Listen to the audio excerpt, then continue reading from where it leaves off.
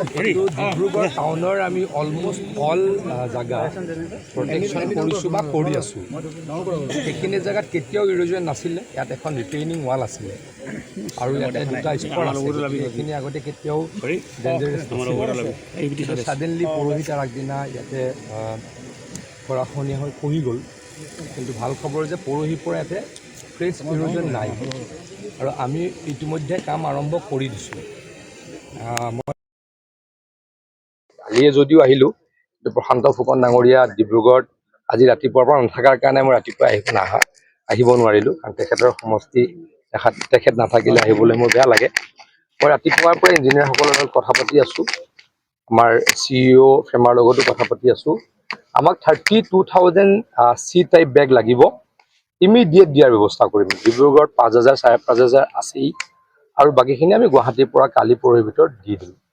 কামটো আমাৰ যিটো কাম আৰম্ভ হ'ল এইটো কণ্টিনিউ হ'ব। গতিকে আমাৰ হাতত যিহেতু বস্তুখিনি আছেই, নতুন টেণ্ডাৰলৈ ৰ'ব নালাগে, কাম এলটমেণ্টলৈ ৰ'ব নালাগে, আমাৰ হাতত বেগ এভেইলেবল আছে। যেনেকৈ পৰহিৰ পৰা কাম চলি আছে এইটো কণ্টিনিউ হ'ব। গোটেই বস্তু যে হঠাৎ যে বহি গ'ল, টেকনিকেলি কি বুলি কৈছে বাৰু? চাওক, টেকনিকেলি এইখিনি জেগাত আমি আগতে চোৱাই নাছিলোঁ। ৰিটেইনিং ৱাল এখন আছিলে ৰিভাৰ ফ্ৰণ্টৰ আৰু মাজত দুটা আছিলে স্পাৰ। গতিকে ইয়াতে বহুদিন ইৰোজন হোৱাই নাই। বহুদিন হোৱা নাই যেতিয়া আপুনি ইমিডিয়েটলি ক'বও নোৱাৰে। কিন্তু আমি এটা কথা কওঁ যে ডিব্ৰুগড়ৰ অলমষ্ট অল জেগাত আমি প্ৰটেকশ্যনৰ কাম কৰিছোঁ। নতুনকৈ আমি স্পাৰো বনাইছোঁ। আপোনালোকে হয়তো সকলোৱে জানে 375 কোটি টকা যোৱা 2 বছৰত আমি অকল ডিব্ৰুগড় টাউনক বচাবলৈ দিছোঁ। বহুত নাইকিয়া হৈছে। য'ত য'ত অলপ এইখিনি আমি ভবা নাছিলোঁ, ৰিটেইনিং ৱাল এখন আছিলে, দুটা স্পাৰ আছিলে, গতিকে ভবা নাছিলোঁ ইয়াতে কৰিব লাগে। কিন্তু এতিয়া এইখিনিও ভাল হৈ যাব। আমি এটা আশা ৰাখিব পাৰোঁ ডিব্ৰুগড়খন ফুল্লি ইৰোজন কণ্ট্ৰল হ'ব। কিন্তু মাইদানৰ পৰা পৰৱৰ্তী সময়ত দেখা গৈছে এনেকৈ য'ত য'ত হৈ আছে, মানে মই এটাটো ক'ব পৰা, মই এটাটো প্ৰজেক্টৰ কামো চলি আছে, মই এটা নাই, য'ত য'ত হৈ আছে তাত হোৱা নাই, কিন্তু য'ত য'ত হ'বলৈ গৈ আছে তাততো হৈ থাকিব। মই এটা কথা কওঁ, ব্ৰহ্মপুত্ৰখনক 100% কণ্ট্ৰল কৰাটো অসম্ভৱ। কেতিয়াবা আমি কৰা কামো সহায় লৈ গুচি যায়, কিন্তু য'ত কৰিছোঁ তাত সহায় লৈ যোৱা বা বেয়া হোৱাৰ কাম পাৰ্চেণ্টেজ হ'ল 10%, ছাকচেছ ৰেট 90%। বল্ডাৰৰ অসুবিধা আছে। নহয়, হ'ব পাৰে। মই এটা কথা কৈছোঁ, 10% আকৌ হৈ থাকে। এখন ব্ৰহ্মপুত্ৰ নদীত আমি 100% ছাকচেছ হ'ম বুলিতো ক'ব নোৱাৰোঁ। 10% আমি ফেইল হওঁ, কিন্তু মই আশাবাদী 90% আমি ছাকচেছ হৈছোঁ। ডিব্ৰুগড়বাসী যথেষ্ট শংকিত।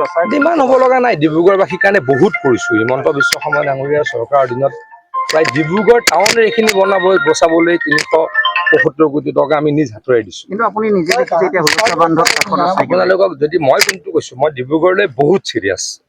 ডিব্ৰুগড় যেতিয়া কিবা এটা হয় দৌৰি আহোঁ আৰু আমাৰ লগত আমি এভেইলেবল বস্তু থাকেই। আপোনালোকে কওকচোন, পৰহিৰ আগদিনাখন খহি গৈছিল, পৰহিৰ দিনা লগত কাম আৰম্ভ হোৱাৰ দৃষ্টান্ত আগতে কেতিয়াবা আছিল নেকি? আগতে কি কৰিব লাগিলে হয়? আগতে গুৱাহাটীলৈ ফোন কৰিব লাগিলে হয়, মন্ত্ৰীক ক'ব লাগিলে হয়, চিফ ইঞ্জিনিয়াৰক ক'ব লাগিলে হয়, বেগ কিনিব লগা হ'ল হয়। এতিয়াতো বেগ কিনোতে লাগিলে 1 মাহ। এনেকুৱা অৱস্থা হৈ গ'লতো আপোনাৰ ফোনলৈ ৰৈ নাথাকিব নদীখনে, কাৰণ নহয় নাই, মই আপোনালোকক এইটো কথা কৈছোঁ। মই এটা কথা মোক একেবাৰে আগতে নদীখন দূৰত আছিলে, মই হাত জোৰ কৰি কৈছোঁ এটা কথা, ব্ৰহ্মপুত্ৰৰ লগত 100% ছাকচেছ হোৱাটোতো অসম্ভৱ কথা। 90% ছাকচেছ হৈছোঁ। আৰু আমাৰ দিনত মই আপোনাক কৈছোঁ, মোৰ দিনতে এইখিনি জেগাত অকল এই 7-8 কিলোমিটাৰৰ কাৰণে 375 কোটি টকা দিছোঁ। কাম চলি আছে, কিন্তু একেবাৰে নগৰ সুৰক্ষা কাম চলি আছে। কামখিনি কমপ্লিট হ'লে মোক কওক।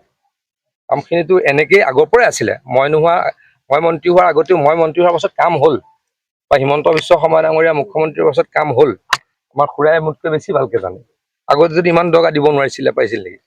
5 বছৰত খুৰা ডিব্ৰুগড়ত কিমান টকা পালোঁ আমি? আগতে নাছিলে। চবতে বেলেগ বেলেগ। তাৰমানে আমাৰ ব্ৰহ্মপুত্ৰখন বহুত বেছি খৰচ উঠা। ইয়াত বহুত বেছি কাৰেণ্ট। গতিকে ব্ৰহ্মপুত্ৰৰ আমাৰ অন্ততঃ ভাৰতত ব্ৰহ্মপুত্ৰৰ পৰাহে শিকিব লগা আছে। ব্ৰহ্মপুত্ৰই বেলেগ নদীৰ পৰা শিকিব লগা নাই। মানে ইয়াত প্ৰটেকশ্যনেই হওক, নিয়মে হওক। মানে বহুত এইখনতো সাগৰ এখন ক'ব গ'লে। হুবলি বা অন্য নদীবিলাক সৰু সৰু। তেওঁলোকে আমাৰ প্ৰটেকশ্যন আমি বহুত ষ্ট্ৰংহে কৰোঁ। গতিকে আমাৰ পৰা হয়তো মোৰ পৰা কোৱা নাই, আমাৰ ব্ৰহ্মপুত্ৰক আমি কেনেকৈ প্ৰটেকশ্যন কৰিছোঁ, আমাৰ পৰা বেলেগে শিকে। স্যাৰ আৰু এটা কথা স্যাৰ স্পাৰ বিলাক স্যাৰ ভালমান কেইটা স্যাৰ স্পাৰ নাইকিয়া হয় স্যাৰ স্পাৰ চাওক, বনোৱাৰ আমি ক্ষেত্ৰত স্পাৰ নতুন কৰিলো, দুটা স্পাৰ নতুন কৰিছো, গতিকে আগৰবিলাক বেয়া হৈছে, আমি নতুন কৰি আছো। মই আকৌ কৈছো, ডিব্ৰুগড়লৈ বহুত চিৰিয়াছ, মোৰ সমষ্টিটো ইমান টকাৰ কাম কৰা নাই। আপোনালোকে যদি চাই, মোৰ সমষ্টি অসমৰ ভিতৰত এটা ৱৰ্ষ্ট ফ্লাড হিটেড সমষ্টি হয়। জাগিৰোড সমষ্টি অসমৰ ভিতৰত এটা ৱৰ্ষ্ট ফ্লাড হিটেড সমষ্টি, আৰু মোৰ তাতো 10-12 কিলোমিটাৰ ব্ৰহ্মপুত্ৰ আছে, তাতো ইমান টকা নিয়া নাই।